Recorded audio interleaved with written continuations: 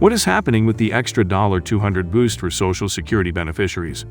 What is the next step lawmakers have to take to pass another round of stimulus checks? These are really great questions that I will be answering in today's video. Hello everyone. Welcome back to my channel. Thank you so much for being here. I will be giving away another $75 Amazon gift card next Friday.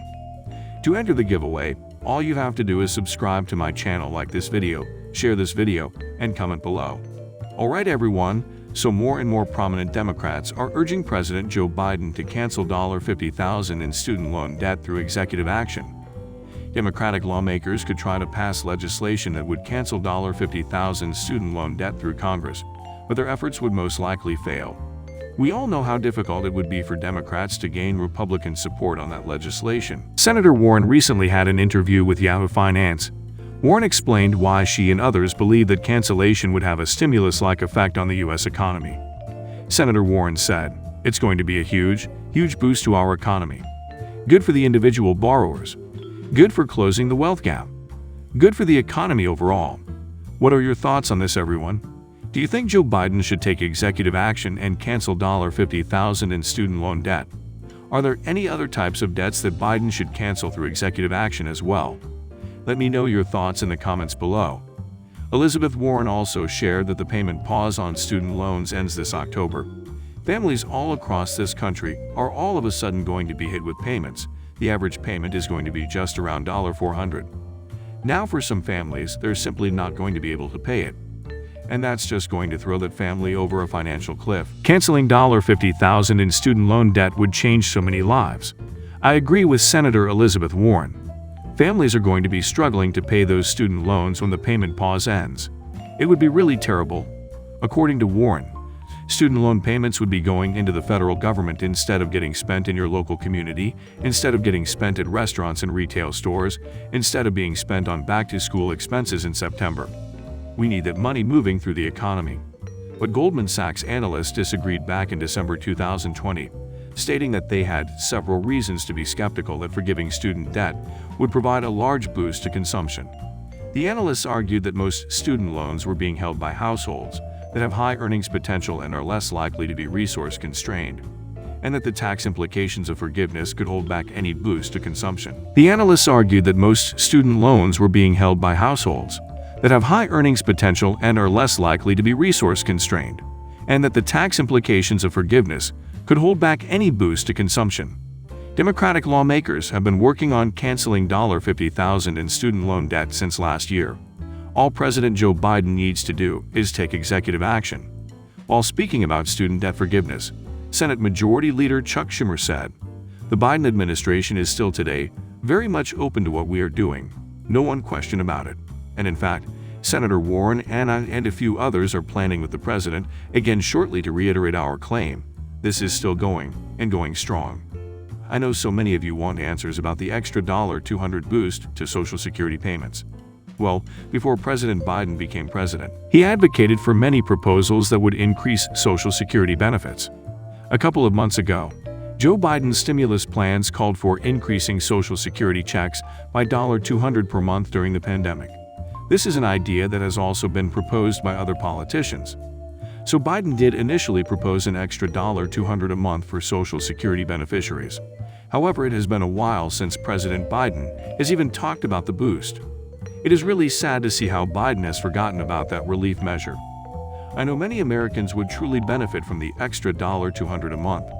Now, how many of you still haven't received your $1,400 third stimulus check?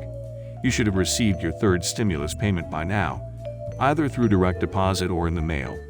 The IRS they said that the economic impact payments would automatically be sent to people who didn't file a tax return but received SSDI, SSI, VAs, and railroad retirement benefits. It added that Social Security and other federal beneficiaries will generally receive this third payment the same way as their regular benefits. I know that the IRS has the correct information on file for most Americans. I just don't understand why the agency is taking forever to send out all third stimulus checks. According to the IRS, if you receive a payment status not available message, you are either not eligible for the payment. Your payment has yet to be processed. Well, the IRS doesn't have enough information to issue the payment to you.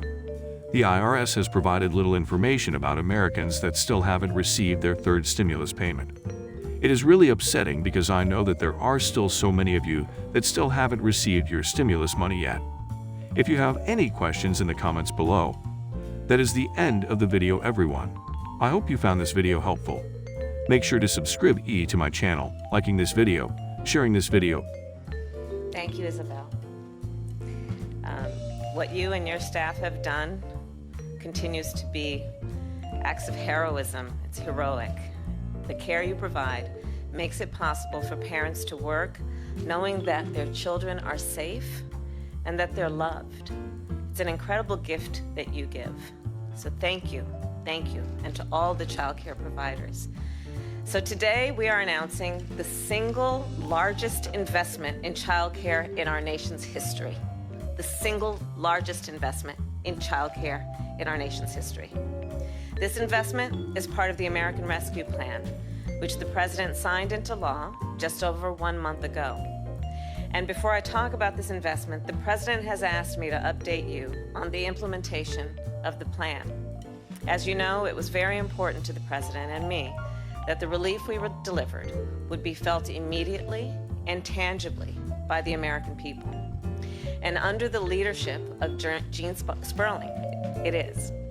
As of yesterday, 159 million checks have gone out.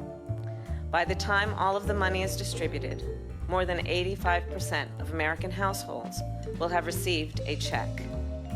At the same time, the $20 billion in funding for vaccine administration and distribution has been put to work.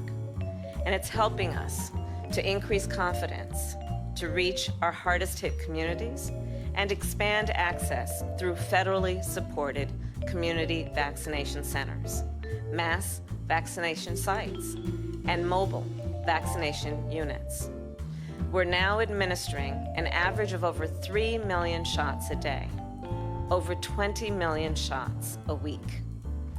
To safely reopen our nation's schools, $81 billion has been sent out to the states to help schools get back to in-person instruction and address the learning, social, and emotional needs of our students.